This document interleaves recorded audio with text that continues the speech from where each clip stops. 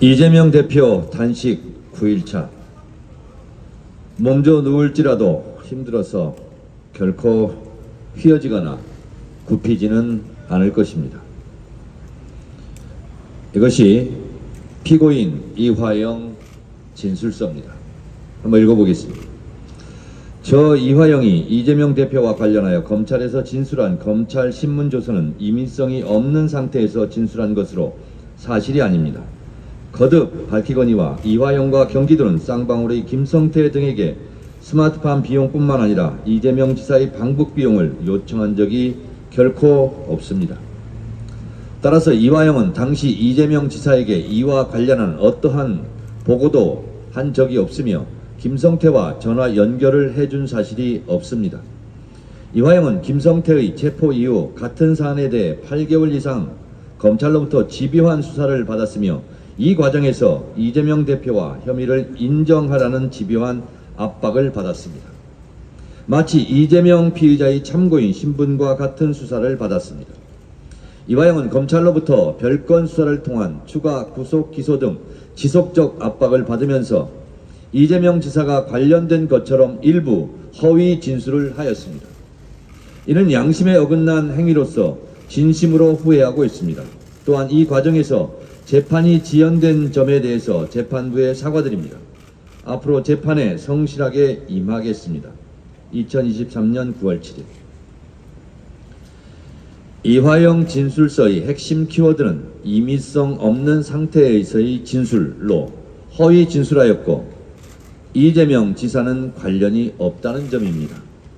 임의성이란 사전적 의미로 어떤 일정한 제한을 받지 않고 마음대로 하는 특성으로 임의성 없는 상태란 어떤 일정한 제한을 받았다는 뜻입니다. 그 일정한 제한으로 이화영은 8개월 이상 수사를 받으며 검찰로부터 집요한 압박 수사를 받았고 검찰로부터 그 악명 높은 별건 수사를 통한 추가 구속 기소 등 지속적인 압박을 받았다는 것입니다. 자백의 임의성 법칙이라는 게 있습니다. 임의성 없는 자백의 증거 능력을 배제하는 증거 법칙을 말합니다. 대법원 판례 1998년 4월 10일 선고 97도 3234에서도 이를 분명하게 밝히고 있습니다. 대법원 판례 내용을 또 읽어보도록 하겠습니다. 임의성 없는 자백의 증거 능력을 부정하는 취지가 허위 진술을 유발 또는 강요할 위험성이 있는 상태 하에서 행해진 자백은 그 자체로 실체적 진실에 부합하지 아니하여 오판 소지가 있을 뿐만 아니라 그 진위 여부를 떠나서 자백을 얻기 위하여 피의자의 기본적 인권을 침해하는 위법 부당한 압박이 가하여지는 것을 막기 위한 것이므로 그 임의성에 다툼이 있을 때에는 그 임의성을 의심할 만한 합리적이고 구체적인 사실을 피고인이 입증할 것이 아니고 검사가 그 임의성의 의문점을 해소하는 입증을 하여야 한다 라고 판시했습니다. 이런 대법원 판례에 비춰보면 이화영은 검찰의 지속적인 압박을 받은 임의성 없는 상태에서의 허위 진술임이 분명해 보이고 따라서 이화영의 허위 진술은 증거 능력이 없다고 봐야 합니다. 이는 고문에 의한 허위 자백은 증거 능력이 없다는 것과 같은 취지입니다.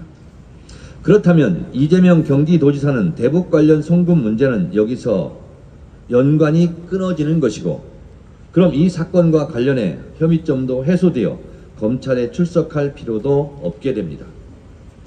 원래 쌍방울 관련 수사는 변호사비 대납 사건이 출발이었습니다. 이재명 본인도 아니고 이재명을 변호하는 변호사도 아니고 이재명을 변호하는 변호사의 친구 변호사가 속한 포럼의 인수합병 비용을 영혼까지 끌어와 관련 없는 변호사비 대납 사건과 엮어서 정신승리하려다 망신당하고 수사를 더 이상 못한 것 아닙니까? 변호사비 대납 사건이 무망해지자 대북 송금의 허상을 다시 끌어와 임의성 없는 상태의 이화영을 압박해 허위 진술을 강요한 것 아닙니까? 화무 11홍 권불 10년이라고 했습니다. 아니 권불 5년입니다.